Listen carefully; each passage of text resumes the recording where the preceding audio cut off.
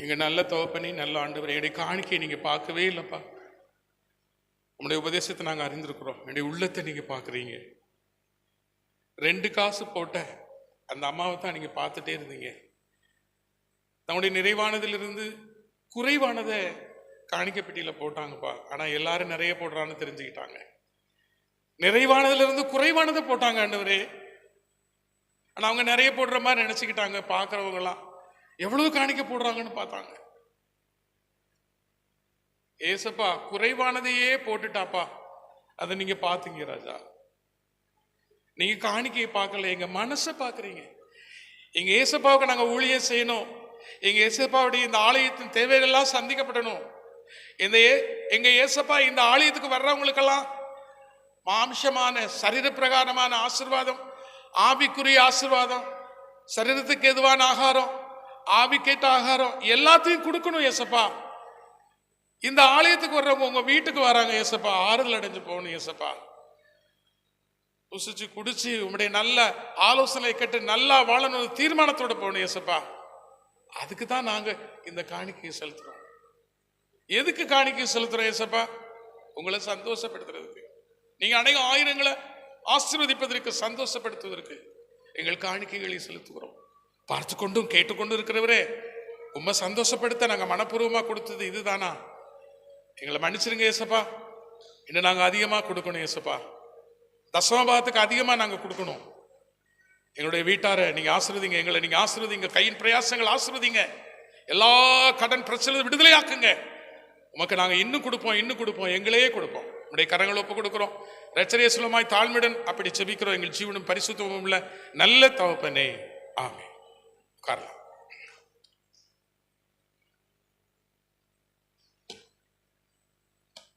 மத்தேயு சுவிசேஷம் 6வது அதிகாரத்தை நாம் எடுத்துக்கொள்வோம்.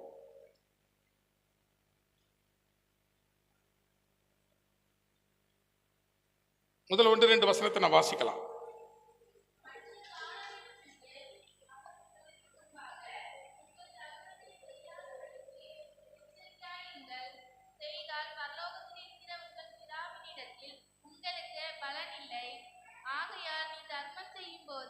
மனுஷரால் புகழப்படுவதற்கு மாயக்காரர் ஆலயங்களிலும் வீதிகளிலும் செய்வது போல உனக்கு முன்பாக தாரை ஊதுவியாதே. அவர்கள் தங்கள் பலனை அடைந்து தீர்ந்ததென்று மெய்யாகவே உங்களுக்கு சொல்கிறேன். காணிக்கை குறிச்சு ஒரு காரியம் நமக்கு தெரிஞ்சதுதான். அதை குறித்து நான் தொடர்ந்து நீட்டி சொல்ல நான் விரும்பல. தாரை உதவியாதே, மனுஷனுடைய புகழும்படியாக இதையும் செய்யாத, அதோட நின்று போயிடும். மனுஷர் பார்க்கணும்னு சொல்லி அப்படின்னு சொல்றாரு. அதுக்கு தான் இந்த உண்டியல் இருக்குது.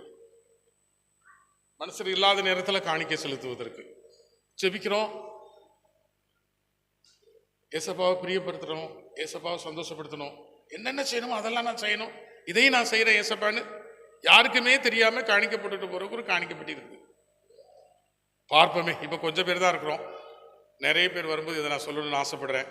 இந்த காணிக்கப்பட்டி திறக்கும் போது யாருடைய உள்ளத்துலலாம் இந்த வசனங்கள் கிரியை செய்யறது, ஏசப்பாவுடைய ஆலோசனை கிரியை செய்யறதுன்னு பார்க்க போறோம். சரி, இப்பொழுது நான் வாசிக்க போறோம். பிரசங்கத்துக்கு நேராக போகிறோம். 6வது அதிகாரம் 24வது வசனம் வாசிக்கலாம்.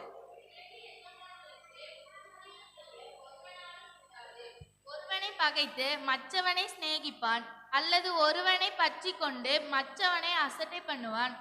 தேவனுக்கும் உலக பொருளுக்கும் ஊழியம் செய்ய உங்களால் கூடாது. ஏசப்பா சொல்றாரு ஊழியக்காரங்களை பார்த்து. இப்ப நம்ம விசுவாசிகள் இருப்போம், பகுதி நேர ஊழியக்காரர்களா பகுதி நேர ஊழியக்காரராக இருப்போம், ஃபுல் டைம் ஊழியக்காரராக இருப்போம். ஏசப்பா தன்னுடைய 12 சீசர்களையும் அனுப்பின போது அவர்களுக்கு அவர் தெளிவான காரியங்களை சொல்லி கொடுத்து அவர்களை அனுப்பினார். அதிகாரம் கொடுத்து அனுப்பினார். நிறைய ஆலோசனைகளை சொல்லி அனுப்பினார். நீங்க போகும்போது என்ன சாப்பிடுவோம், எங்க போய் தங்குவோம், அதெல்லாம் யோசிக்க வேண்டாம். கைக்கு தடியையோ பணத்தையோ, ஐயோ எனக்கு பாதரட்ச செருப்பு இல்லையே அப்படின்னு ஒரு கவலையோ உங்களுக்கு வேண்டாம், அதெல்லாம் சொல்லி அனுப்பினார். அனுப்பும்போது இன்னும் அவர் தொடர்ந்து ஆலோசனை சொல்லுகிறார். நீங்க 2 எஜமான்களுக்கும் ஊழியம் செய்ய முடியாது. நான் முதல்ல சொல்லிடுறேன். 2 எஜமான்களுக்கு நீங்க ஊழியம் செய்ய முடியாது. 2 எஜமான்கள் யார்? நீ வாசிச்சிட்டமே. 2 எஜமான்கள் யார்? ஊழியன்னா என்னது? இல்ல நமக்கு தெரியற மாதிரி தமிழ்ல கொஞ்சம் சொல்லுங்களேன். டைம் இருக்குல்லையே, நான் நேரத்தில் முடிச்சிருவேன்னா எனக்கு தெரியலையே. ஊழியன்னா என்னதுங்க? ஊழியக்காரனா யாருங்க? ஊழியக்காரன் நல்லா புரியுற மாதிரி தமிழ்ல சொல்லுங்களேன். ஊழியக்காரன் வேலைக்காரன். இது வேலைக்காரன் மட்டும் தான் எல்லாருக்கும் விளங்கும். இது வேலைக்காரன் போடாம எப்படி போட்டுருக்குது? ஊழியக்காரன் வேற மாதிரி நினைச்சிடறாங்க. அவரு ஊழியக்காரரா வா ஐயா, அதுலதான் அவனை நாசமாக்குறது. என்னையுமே வாங்கய்யா, அவன் வேலைக்காரன். என்ன ஆண்டவருக்கு வேலைக்காரன்? ஆண்டவர் நிமித்தமா யாருக்கு வேலைக்காரன்? ஆண்டவர் நிமித்தமா யாருக்கு வேலைக்காரன்னா சொல்ல மாட்டேங்கிறீங்களே. ஆண்டோடைய பிள்ளைகளுக்கு வேலைக்காரன். நம்ம எல்லாம் படைக்கிறதுக்கு முன்னாலே ஆண்டவர் தூதர்களை படைச்சிருக்கிறார். தூதர்கள் யாரு? ஆண்டவருக்கு வேலைக்காரங்க. ஆண்டவருக்கு வேலைக்காரங்க. யாருக்கு வேலைக்காரங்க? நமக்கு தான் அனுப்புறாருன்னு சொல்லி பைபிள் போட்டுருக்குது. அப்படிதானே போட்டுருக்குது? நமக்கு தான் அனுப்புறாரு. அவங்கள பாதுகாக்கணும், அவங்கள நடத்தணும். நான் சொல்றதெல்லாம் போய் சொல்லிட்டு வா, அன்னை மரியாள்கிட்ட போய் சொல்லிட்டு வா, தானியல்கிட்ட போய் சொல்லிட்டு வா, ஆபிரகாம்கிட்ட பேசிட்டு வா அப்படின்னு சொல்லி தூதர்களை அனுப்புறாரு. இன்னைக்கு இன்னொரு பாட்டில் படித்தோம் இல்லையா? என்ன படித்தோம்? நாள்தோறும் என் தேவையை சந்திக்க மறவாதீர், நாளெல்லாம் என் தூதர் என்னை பாதுகாப்பதற்கு அனுப்பிட மறவாதீர் அப்படின்னு படித்தோம். அப்படிலாம் பைபிள்ல இருக்குது. நமக்கு தூதர்கள் அனுப்பப்படுகிறார்கள். நம் பாதம் கழிக்காதபடிக்கு அவர்கள் தங்களுடைய கரங்களிலே ஏந்தி கொண்டு போவார்கள் என்றெல்லாம் பைபிள்ல எழுதியிருக்குது. சரி பிரியமானவர்களே, 2 எஜமான்களுக்கு நீங்க என்ன செய்ய முடியாது? வேலை செய்ய முடியாது அப்படின்னு ஏசப்பா தெளிவா சொல்லி அனுப்புறாரு. இந்த 2 எஜமான்கள் யாருன்னா டக்குன்னு சொல்ல மாட்டேங்கிறீங்களே. நீங்க சொன்னா நான் வேகமா போயிருவேன். 2 எஜமான்கள் யாரு? ஒன்று எனக்கு, இன்னொன்று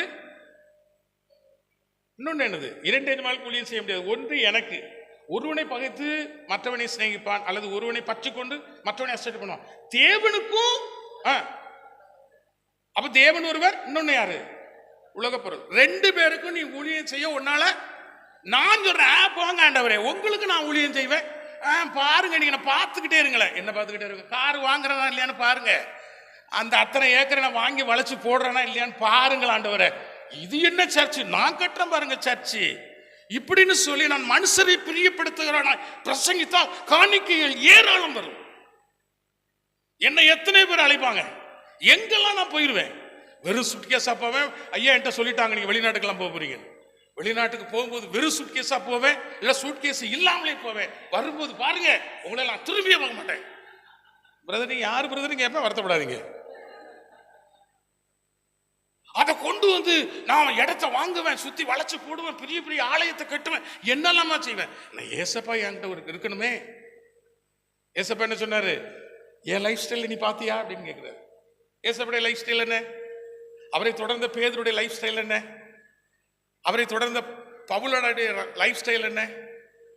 இந்த இந்தியாவுக்கு வந்த அந்த தோமாவுடைய லைஃப் ஸ்டைல் என்ன? சொல்லுங்களேன். அந்த லைஃப் ஸ்டைல நான் பார்க்கும்போது எனக்கெல்லாம் ஒண்ணுமே தெரியலப்பா. எங்கேயாவது அனுப்புனா நான் போவேன், பேச சொன்னா பேசுவேன், பாட சொன்னா பாடுவேன்.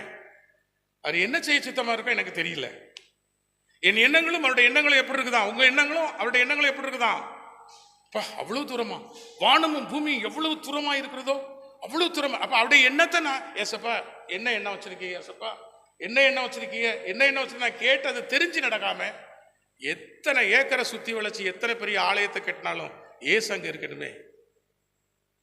ஏசப்பா தெளிவா சொல்றாரு, 2 எஜமான்கள். ஒன்று உலகம், உலக பொருள். இன்னொன்று நான். எனக்கு நீ ஊழியம் செய்ய போறியா? உலகத்திற்கும் உலக பொருளுக்கும் நீ ஊழியம் செய்ய போறியா? நீ தான் தீர்மானிக்கணும். 2 பேருக்கு ஊழியம் செய்யலாம் நினைக்காத தம்பி. 2 பேருக்கு ஊழியம் செய்ய சொல்லிருங்களேன். 2 பேருக்கும் ஊழியம் செய்ய ஒன்னால கூடாதுன்னா சொன்னாரு. ஒன்னால கூடாதுன்னா சொன்னாரு. தேவனுக்கும் உலகம் ஊழியம் செய்ய பண்மையில சொல்றார். உங்களால் கூடாது, எனக்கும் சொல்றாரு, உங்களுக்கும் சொல்றாரு. நீங்க ஆண்டவருக்கு ஊழியம் செய்யணும், நான் ஆண்டவருக்கு ஊழியம் செய்யணும்னா ஆண்டவருக்கு ஊழியம் செய்யணும். 2 தோணியில என்ன செய்யக்கூடாது? கால் வைக்கவே கூடாது. அடுத்தால வாசிங்க. இந்த ஊழியம் செய்யணும்னு சொல்லி நினைக்கும் போது ஆகையால் சொல்லிதான் சொல்றார். ஆகையால் 2 எஜமானுக்கு ஊழியம் செய்ய முடியாது. ஆகையால் எண்ணத்தை உண்போம், எண்ணத்தை குடிப்போம் என்று உங்கள் ஜீவனுக்காகவும் எண்ணத்தை உடுப்போம் என்று உங்கள் சரீரத்துக்காகவும் கவலைப்படாதிருங்கள் என்று நான் உங்களுக்கு சொல்கிறேன். ஆகாரத்தை பார்க்கிலும் ஜீவனும் உடையவை பார்க்கிலும் உடையை பார்க்கிலும் சரீரமும் விசேஷித்தவைகள் அல்லவா. கொஞ்சம் நிறுத்திங்க. மோசே அந்த மலையின் மேல ஏறி போயிட்டு வரவே இல்லைங்க. எல்லாரும் யோசிச்சு பாக்குறாங்க. ஆரோன், இந்த ஜோசுவா எல்லாரும் யோசிச்சு பாக்குறாங்க. மோசே காணல, வரல வரல வரல வரல வரல. 5 நாள் வரல, 10 நாள் வரல, 20 நாள் வரல, 30 நாள் வரல. அந்த மலைக்கு யாரும் ஏறி போகவும் முடியாது. அப்படி ஏறி போனா என்ன நடக்கும்? அக்கினி எரிச்சு. மோசே தவிர யாரும் ஏறி போக முடியாது. அப்படிப்பட்ட அந்த இடத்துக்கு மோசே போயிட்டு வரலங்க. இந்த அனுபவம் யாருக்காவது உண்டா அப்படி நம்ம யோசிச்சு பார்க்கணும். எனக்கு இந்த அனுபவம் உண்டான்னு யோசிச்சு பார்க்கணும். இப்படி யாராவது இருக்கிறார்களா என்று யோசிச்சு பார்க்கணும். ஊழியக்காரர் என்ன பண்ணாரு அப்படின்னா, உங்களை நான் கானானுக்கு கூட்டிட்டு போறேன், என்னை ஆண்டவர் அனுப்பி இருக்கிறாரு, நான் தான் உங்களுக்கு வேலைக்காரன், நான் தான் உங்களுக்கு ஊழியக்காரன்னு அவர் என்ன எகிப்திலிருந்து இருந்து கூட்டிட்டு போனார். எத்தனை லட்சம் பேரா? 25 வயசுக்கு மேல புருஷர்கள் மாத்திரம் இல்லையா 6 லட்சம் பேர். பொம்பளைகளுக்கு கணக்கு இல்ல. 25 வயசுக்கு கீழே இருக்கக்கூடிய ஆம்பளைகளுக்கும் கணக்கு இல்ல, பிள்ளைகளுக்கும் கணக்கு இல்ல. கோடிக்கணக்கான பேர் தானே சொல்லணும். அவ்வளவு பேருக்கும் ஒரு ஊழியக்காரனா? இன்னைக்கு ஒரு குடும்பத்துக்கு ஒரு ஊழியக்காரனால ஒண்ணும் பண்ண முடியலங்க. ஒரு குடும்பத்தை சரியா நடத்த முடியல. எப்படித்தான் மோசே நடத்தினாரு? ஆச்சரியமா இருக்கு. இந்த ஊழியக்காரன் போனா இவங்க எல்லாரும் பின்னால போவாங்க. இந்த ஊழியக்காரன் இப்ப என்ன பண்ணிட்டா, ஒரு இடத்துல ஸ்டாப் ஆகி மலை மேல ஏறி போயிட்டு 10 நாள் ஆச்சு, 20 நாள் ஆச்சு, ஆளு வரல. இப்ப என்ன பண்றது? அப்படித்தான ஒரு குழப்பம் வந்துச்சு. அதை சொல்றதுக்கு நேரம் இல்ல, அதை சொன்னா நிறைய சொல்லிடுவேன், வேண்டாம். பிரியமானவர்களே, அவர் போனார், வரல. இப்ப நான் கேட்கிறேன், உணவுக்காக நீங்கள் கவலைப்பட வேண்டாம். இந்த மோசே மலை மேல ஏறி போனாரு, அவருக்கு சாப்பாடு கொடுத்தது யார்? சொல்ல மாட்டேங்கிறீங்க. இவர் ஒரு ஊழியக்காரர், விசேஷித்த ஊழியக்காரர். 5 நாளாச்சு மோசே வரல. அவங்க மனைவி என்ன நினைச்சிருப்பாங்கன்னு சொல்லுங்களேன். சொல்ல மாட்டீங்களா? ஐயோ, என் வீட்டுக்காரர் போனாரே, சாப்பாடு கையில கொண்டு போனாரா? இல்லையே, போயிட்டு உடனே வரம் தானே போனாரு, நான் சாப்பாடு ரெடி பண்ணி வச்சிருக்கிறேனே. உணவுக்காக நீங்கள் கவலைப்படுகிறது என்ன? ஒரு ட்ரெஸ் போட்டா எத்தனை நாள் போடலாம் சொல்லுங்க பார்க்கலாம்? ஒரு ட்ரெஸ் போட்டா எத்தனை நாள் போடலாம்? என் வீட்டுக்காரருடைய ட்ரெஸ் என்னாச்சோ? 40 நாள். 40 நாள் மோசே என்ன செய்யல? சாப்பிடவே இல்லை. அங்கிருந்து வாரார், நான் செஞ்சு காட்டா உங்களுக்கு நல்லா இருக்கும், நீங்க எத்தனை நினைப்பில் திருடாத.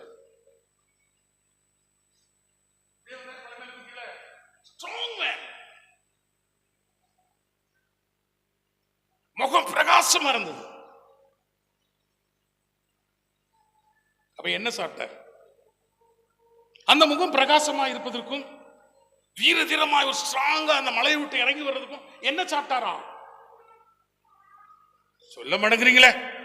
மனிதன் அப்பத்தினாலே மாத்திரம் அல்ல, என் வாயிலிருந்து வருகிற வார்த்தையினாலும் உயிர் வாழ்கிறான் என்பதற்கு ஒரு பெரிய சான்றுங்க. இப்ப மோசே என்ன சாப்பிட்டாரு? கர்த்தர் இந்த உணவு வகைகளை, இந்த கோதுமையை, இந்த அரிசியை, இந்த தக்காளியை, இந்த இப்படி சொல்லிட்டே போலாம், இதையெல்லாம் தன்னுடைய வார்த்தைகளால தானே படைச்சாரு. இந்த வார்த்தை அவருடைய வார்த்தையால தான் படைச்சாரு. அந்த வார்த்தையை மோசே கேட்கும் பொழுது, அந்த வார்த்தையை அவர் ஏற்றுக்கொள்ளும் பொழுது, அந்த வார்த்தைகளை கேட்டு எழுதும் போது, அந்த வார்த்தை கத்தரிக்காய் மூலமாகவும் இந்த அரிசி மூலமாகவும் இந்த கோதுமை மூலமாகவும் அவருடைய சரீரத்தை போஷிச்சு பலப்படுத்தாம எப்படி பண்ணுச்சு? டைரக்டாவே.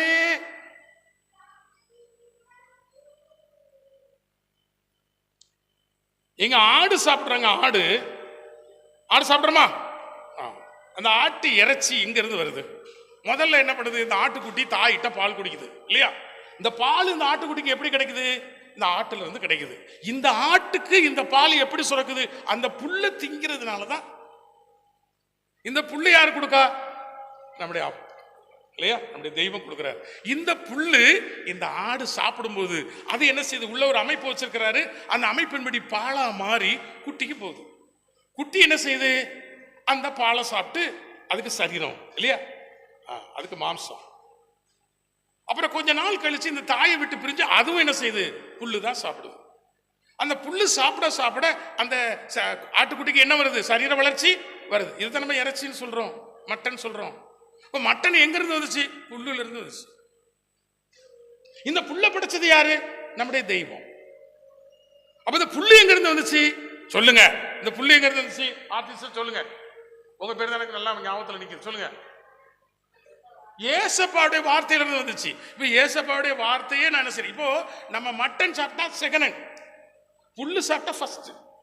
புல்லுல இருந்து தான் நம்ம மட்டன் வந்துச்சு, புள்ளையே சாப்பிட்டுருவோமே அப்படின்னு சொன்னா ஒரு வித்தியாசமான ஒரு அனுபவம், பழக்கம். ஆண்டவர் சொன்ன மாதிரி சில காரியங்கள். நம்ம புல்லு சாப்பிட மாட்டோம், புல்லுல இருந்து வந்த மட்டனை நம்ம சாப்பிடுவோம். ஆனா புல்லுங்கிறது வந்துச்சுன்னா தெய்வத்திலிருந்து வந்துச்சு. இந்த தெய்வத்தினுடைய வார்த்தையை கொண்டுதான் அந்த புல்லை உண்டாக்குனாருன்னா அந்த வார்த்தை ஃபர்ஸ்ட் என்னுடைய சரீரத்துக்குள்ள போகும் பொழுது நல்ல பலத்தை எனக்கு தருகிறது.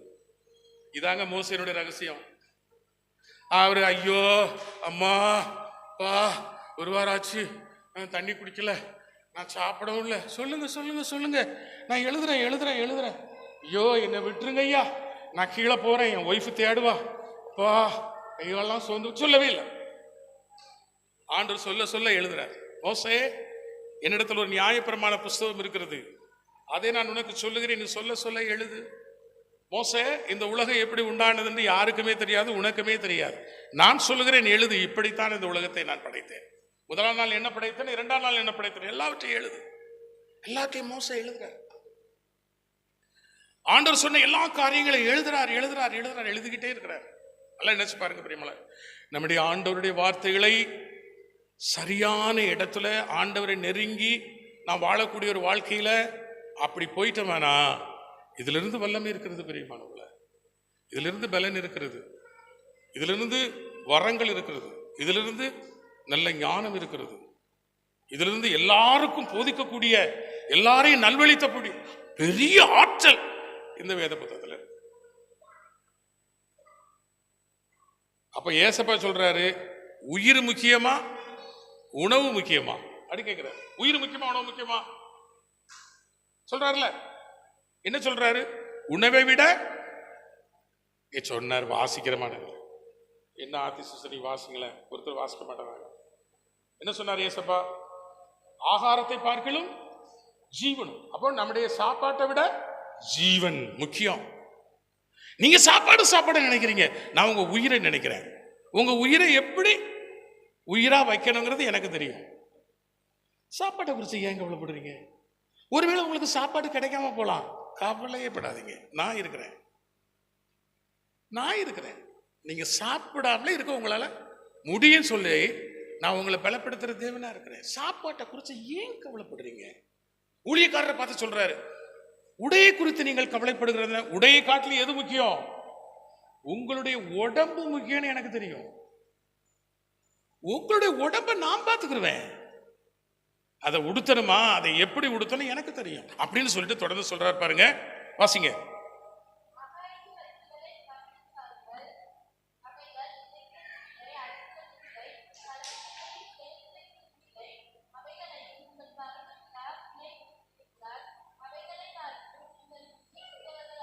அப்படி சொல்லிட்டாரு. யாரை பார்த்து சொல்லிட்டாரு? விசுவாசிகளாகக்கூடிய, விசுவாசிகளுக்கு போதிக்கக்கூடிய ஊழியக்காரரை பார்த்து சொல்லிட்டாரு. ட்ரெஸ்ஸுக்காக கவலைப்படாதீங்க, சாப்பாட்டுக்காக கவலைப்படாதீங்க, நீங்க 2 வேலை செய்யாதீங்க. 2 பேருக்கு ஊழியம் செய்ய உங்களால முடியாது, நான் முதல்ல சொல்லிடுறேன். உலக பொருளுக்கு உலகத்துக்கு வேலை செய்யணும், அப்படி போயிருங்க. எனக்கு வேலை செய்யணும், இப்படி வாங்க. அப்ப ஏசப்பா உங்களை பற்றியே சொல்லிக்கிட்டேன்னு அலைவன்னா எனக்கு சாப்பாடு, ஏசப்பா உங்களை பற்றியே நான் சொல்லிக்கிட்டே இருப்பேன்னா என் ட்ரெஸ்ஸு, அதுக்காக நான் உழைச்சா தானே எனக்கு ட்ரெஸ்ஸும் கிடைக்கும், நான் உழைச்சா தானே எனக்கு சாப்பாடும் கிடைக்கும். ஏசப்பா சொல்றாரு அப்படி கிடையாது. ஊழியக்காரனை பார்த்து, ஊழியக்காரிகளை பார்த்து ஆண்டவர் சொல்றாரு அப்படி கிடையாது. சரி, ஊழியக்காரர்கள் யாருக்கு வேலை செய்யறாங்க? 2 எஜமான்ல ஒரு எஜமானுக்கு வேலை செய்யணும் இல்லையா? அப்ப யாருக்கு வேலை செய்கிறார்கள் அப்படின்னா, சரியான சிறப்பான ஏசப்பா சொல்ற மாதிரி உள்ள அந்த ஊழியக்காரங்களா யாருக்கிட்ட வேலை பார்க்கறாங்க, யாருக்கு வேலை செய்யறாங்க? சொல்ல மாட்டேங்கிறீங்களே, அந்த பாருங்க, கொஞ்சம் சத்தமா சொன்னா நல்லா இருக்கும். அப்படி சொன்னோடனே எனக்கு அதே மாதிரி நான் பிரசங்கம் பண்ண ஆரம்பிச்சிருவோம், பார்த்துக்கோங்க. அப்புறம் உங்களுக்கு கேட்காது, அவங்க மைக்கு வச்சு பிரயோஜனம் இல்லை. சத்தமா சொல்லுங்க. பிரியமானவர்களை, ஏசப்பாவுக்கு வேலை செய்யறாங்க. ஏசப்பா தான் வேலை செய்யறாங்க. ஏசப்பாவுக்கு வேலை செய்யும் போது சம்பளம் யார் கொடுக்கணும்? எதுக்கு இது?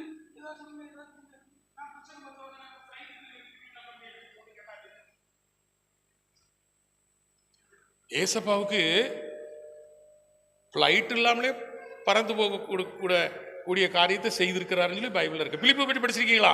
பிலிப்பு என்ன செய்தாரு? காந்தாய மந்திரிக்கு ஞானஸ்தானம் கொடுத்தாரு. ஞானஸ்தானம் கொடுத்து 2 பேரும் கரையேறினாங்க. கரையேறும்போது பிலிப்பு ஆவியானவர் எங்க கொண்டு போயிட்டாரு? ஹெலிகாப்டரும் இல்லை, ஃப்ளைட்டும் இல்லை, எங்கேயும் உண்டு. ஆசோத் அப்படின்னு சொல்லக்கூடிய தேசத்துல காணப்பட்டாராம். இந்த அனுபவம்லாம் இருந்தா விவேகானந்தரை அப்பவே மாத்திருக்கலாம். அவர் கிறிஸ்தவராகி ஞானஸ்தானம் எடுத்து அவர் பாஸ்டராக இருப்பார். அதான் அவர் சொல்றாரு, இந்த அனுபவத்தை நீ சொல். நான் ஆண்டவரிடத்துல கேட்கறதும் நீங்க ஆண்டவரிடத்துல கேட்கறோம், அதை தான் கேட்கணும் பிரியமானவர்களே. ஏசப்பா, இந்த பைபிள்ல இருக்கக்கூடிய ஊழியக்காரர்களை போல நாங்க ஊழியம் செய்யணும். ஏசப்பா, நீங்க பின்பற்றின அந்த பிதாவை பின்பற்றின அதே போல என்ன பின்பற்றுங்கன்னு சொன்னீங்க, உங்களுடைய சீசர்கள் பின்பற்றினாங்க. பவுலார் சொல்றாரு, நீங்க என்ன பின்பற்றுங்க. அதான் நமக்கு முக்கியமான இடம் பிரியமான, அவரை பின்பற்றணும். இப்ப பாருங்க, அவர் சொல்றாரு, நீ கவலைப்படாத, நீ எனக்கு வேலை செய்யி, நான் எல்லாத்தையும் பார்த்துக்கிறேன் அப்படின்னு சொல்லிட்டாரு. சரி, இப்ப 11வது அதிகாரம் எடுக்கிறோம். 11வது அதிகாரம் ஊழியக்காரங்கள் மனசுல வச்சுக்கிறணும். விசுவாசிகள் ஊழியக்காரரை மனசுல வச்சுக்கோங்க. 11வது அதிகாரம் வாசிக்கலாம். 1வது வசனத்திலிருந்து.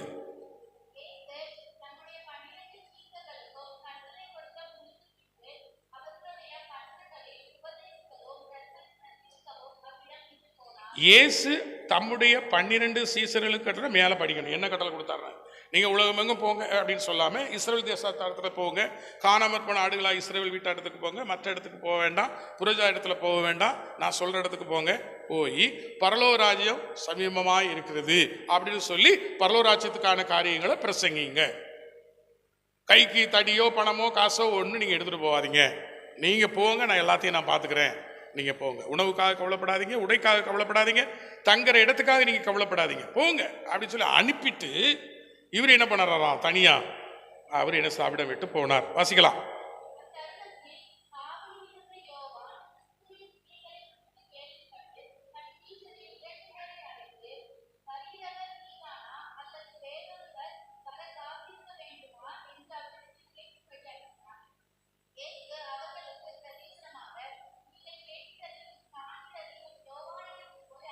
போய் நிறுத்திக்கோங்க, அதுக்கு மேல உள்ளதை நான் சொல்லிடுறேன், வீட்டில் போய் படிச்சுக்கோங்க.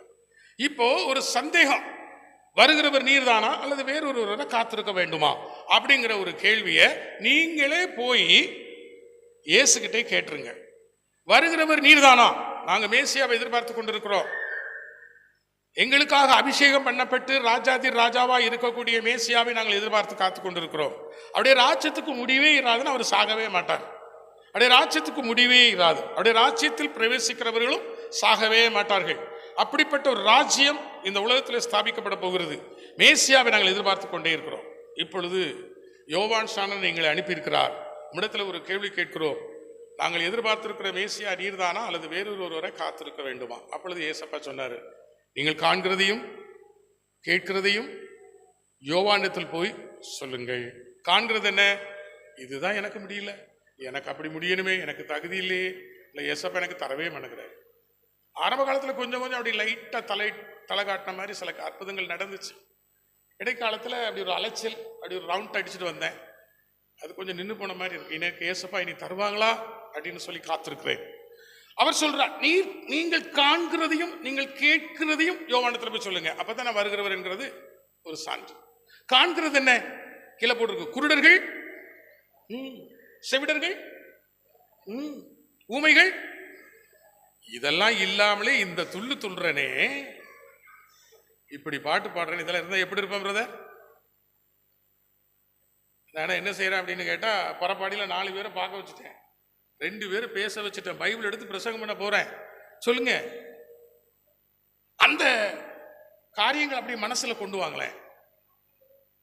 இந்த மாடி வீட்டில் இருக்கேன், அதுக்கு முந்தின நாள் பிரசங்கம் பண்ண இடத்துல 2 குருடனை பார்க்க வச்சேன், ஒரு ஊமையை பேச வச்சேன், ஒரு நொண்டியை நடக்க வச்சுட்டேன். நான் மாடி வீட்டிலே இருப்பேன், சொல்ல மாட்டேங்கிறீங்க. பற்பாடியில் உள்ளவங்க பாதிரியாரை வரட்டிட்டு, ஐயா அந்த வீட்டில் நீங்க இருங்கன்னு சொல்லிடுவாங்க. மாடியில் இருக்கிறீங்கன்னு கேட்பாங்க. என்ன வெளியில வர விடுவாங்கன்னு நினைக்கிறீங்க? நான் வெளியில வந்தா மக்கள் என்ன எப்படி யோசிச்சு பாருங்க, அப்படி யோசிச்சு பாருங்களேன். ஏசப்பா சொல்றாரு, வருகிறவர் நான் தான், வேறொருவரை காத்திருக்க வேண்டிய அவசியம் இல்லை. நீங்கள் காண்கிறதையும் நீங்கள் கேட்கிறதையும் யோவானிடத்தில் போய் சொல்லுங்க, நான் தானான்னு சொல்லி அவன் சொல்லட்டும். காண்கிறது என்ன? குருடர்கள் பார்க்கிறார்கள், செவிடர்கள் கேட்கிறார்கள், ஊமைகள் பேசுகிறார்கள், நொண்டிகள் நடக்கிறார்கள், பிசாசின் கட்டுகள் இருக்கிற விடுதலை ஆகிறார்கள். அடுத்தால சொன்னாரு, ஏழைகளுக்கு சுவிசேஷம் சொல்லப்படுகிறது, தரித்திரருக்கு சுவிசேஷம் சொல்லப்படுகிறது. இதை போய் யோவானத்துல போய் சொல்லுங்க. உடனே வந்தவங்க பார்த்துட்டே இருக்கிறாங்க. ஏசப்பா பாருன்னு சொன்னா குருடன் பார்க்கிறான், பேசுன்னு சொன்னா ஊமையும் பேசுறான். இதெல்லாம் பார்த்துட்டு ஏசப்பாடைய பிரசங்கத்தையும் கேட்டுட்டு யோவான் கிட்ட போறாங்க அப்படின்னு சொல்லி வேதம் சொல்லுது. அதுக்கப்புறம் ஏசப்பா சொல்றாரு, 2 பேர் வந்தாங்களே, வந்து என்கிட்ட இப்படிலாம் கேட்டுட்டு போறாங்களே, சந்தேகம் இவர்களுக்கா சந்தேகம் அனுப்பின யோவானுக்கா அப்படிங்கிற மாதிரி பேசுறாரு. வனாந்திரத்திற்கு எதை பார்க்க போனீர்கள்? காற்றில செய்ய நானலையோ? யோவான் ஸ்நானகன் அப்படிப்பட்டவனா? இல்லை, என் ஊழியக்காரனாகிய யோவான் ஸ்நானகன் அழகிய வஸ்திரம் தரித்த மனுஷனா? அழகிய வஸ்திரம் தரித்த மனிதர்கள் எங்கே இருக்கிறார்கள்? திரும்பவும் எனக்கு அங்க ஒரு முறைக்கிறார் ஒரு பிரதர். குற்றம் சொல்றீங்களா, குறை சொல்றீங்களா? ஒருத்தன் நேற்று எனக்கு கமெண்ட் பண்ணியிருக்கான். என்ன கமெண்ட் பண்ணியிருக்கிறான்னா, உண்மையான அன்புன்னு சொல்றது ஒருத்தனையுமே குற்றம் சொல்லாததுதான். என்னையே நான் குற்றம் சொல்லிட்டு இருக்கேன், மற்றவனை நான் குற்றம் சொல்லாம இருப்பேன்? அழகிய வஸ்திரம் தரித்த ஊழியக்காரன் அல்ல, என் ஊழியக்காரன். நீ காலையில எங்க வீட்டம்மா கேட்டா, உங்களுக்கு இந்த பேண்ட் ஷர்ட்லாம் ஃபுல் அண்ட் ஷர்ட் அயன் பண்ணி வச்சிருக்கேன். இங்க பாரு, எனக்கு வஸ்திரம் முக்கியம் இல்ல, எனக்கு வஸ்திரம் முக்கியம். எந்த வஸ்திரம் எனக்கு முக்கியம் இல்ல, இந்த போட்டிருக்க பார்த்தீங்களா, இந்த வஸ்திரம் எனக்கு முக்கியம் இல்ல, என் ரட்சிப்பின் வஸ்திரம் தான் எனக்கு முக்கியம். என் ஏசப்பா எனக்கு கொடுத்திருக்கிறாரே, விலையேறப்பட்ட ரத்தத்தின் மூலமாய், ரத்தத்தில் தோய்க்கப்பட்ட வஸ்திரத்தை உடுத்தி இருந்தார்கள். இங்க ரத்தத்துல வஸ்திரத்தை துவைச்சிட்டோம்னா, உள்ள முக்கிட்டோம்னா வெளியே எடுக்கும்போது எப்படி இருக்கும்? ரத்த கரையா தானே இருக்கும். ஒயிட்ல போடும். என்னது ரத்தம்? புரியுதா உங்களுக்கு? ரத்தத்துல துவைக்கப்படல, ஏதோ நம்ம போடுறோம் பிரியமானவர்களே. ரத்தத்தில் துவைக்கப்பட்ட வஸ்திரம் அது எனக்கு முக்கியம், எனக்கு இது முக்கியம் இல்ல. அப்ப நீங்க ஏற்கனவே போட்டதே போட்டுக்கிறீங்களா? ஆமா, நான் ஏற்கனவே போட்டதே போட்டுக்கிறோம்ல, எனக்கு மனசே சரியில்லை, என்ன ஆண்டவர் எனக்கு கொடுக்குற வாய்ப்பை நான் சரியா பயன்படுத்தணும் ஏசப்பா, எனக்கு உம்முடைய வஸ்திரம் எனக்கு முக்கியம் ஏசப்பா. பிரியமானவர்களே, அழகிய வஸ்திரம் தரித்த மனிதனை மாளிகையில் போய் பாருங்க, இன்னைக்கு அதுதான் நடக்குது. நம்முடைய மனதை மாத்திக்கிறோம் பிரியமானவர்கள். நம்முடைய ஏசப்பா சொன்னார், மனம் திரும்புங்கள், பரலோகராஜ்யம் சமீபம். மனம் திரும்பணும். ஊழியக்காரன் அங்கிருந்து வாரான், கார் தான் எப்படி ஒரு 35 லட்சம் இருக்கும்ல, ஏப்பா BMW கார், பாஸ்டமா பாருங்க, கடவுள் நம்மளை எப்படி ஆசீர்வதிச்சிருக்காரு. பாஸ்டர் காலை வெளியெடுத்து வைக்கும் போதே இந்த கல்யாண ஆல்பம், இந்த கல்யாண வீடியோலாம் காட்டுறாங்களே, அந்த மாப்பிள்ளை அப்படி காலை வெளியெடுத்து போது ஷூவை காட்டுறான். அப்ப பாஸ்டர் இந்த காலை வெளியெடுத்து வைக்கும் போதே எதான் வைக்கிறாரு? அந்த ஷூவோட ஒரு காலை வைக்கிறாரு பாருங்க. பாஸ்டர் ஒரு ஹேண்ட்பேக்கும் போட்டுட்டு ஒரு கிளாஸ் மாட்டிட்டு இப்படியே வராங்க பாருங்க. மனம் திரும்புங்கள், பரலோகராஜ்யம் சமீபமாய் இருக்கிறது. உண்மையுள்ள ஊழியர்களை ஆண்டவர் எழுப்ப போகிறார். என் ஊழியக்காரர்களுக்கும் என் ஊழியக்காரர்கள் அல்லாதவர்களுக்கும் என் ஜனங்களுக்கும் என் ஜனம் அல்லாதவர்களுக்கும் வித்தியாசத்தை நான் காட்டப் போகிறேன். அல்லேலூயா, ஆமென், ஆமென். ஆண்டவர் சொல்ற, நீ சொல்றியே நீ சொல்றியே நீ சொல்றியே, ஆமாண்டவரே நான் சொல்றேன். நீ அப்ப எப்படி இருப்ப? நீ ஊழியம் செய்ய போறியா? கொஞ்சம் ஊழியம் செய்திருக்கல. நான் ஒரு ஊழியம் செய்ய போன பிரியமானவர்களே, ட்ரெயின் புறப்பட போகுது, பாம்பேயை தாண்டி போகணும், ட்ரெயின் புறப்பட போகுது, டிக்கெட் அவசர அவசரமா எடுத்தோம்.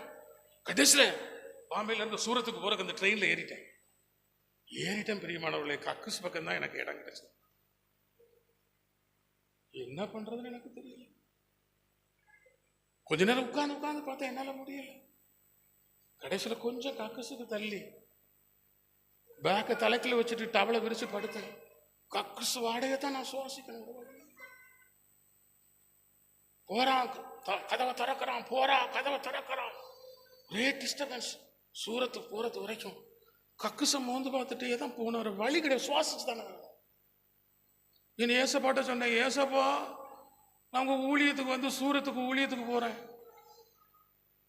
பாம்பேல இருந்து சூரத்துக்கு போறதுக்கு நான் பட்ட பாடு. அன்னைக்கே நான் ஊழிய வேண்டான்னு புக்கை தூக்கி போட்டுட்டு பைபிளை தூக்கி போட்டுட்டு நான் ஓடி இருக்கேன். என் ஆண்டவர் என்ன விடல். இப்ப சொல்றாரு, அதை விட கஷ்டமான ஊழியருக்கு நீ செய்வியா? அப்படின்னா நான் ஊமையை பேச வைப்பேன், நொண்டியை நடக்க வைப்பேன், தரித்திரருக்கு சுவிசேஷத்தை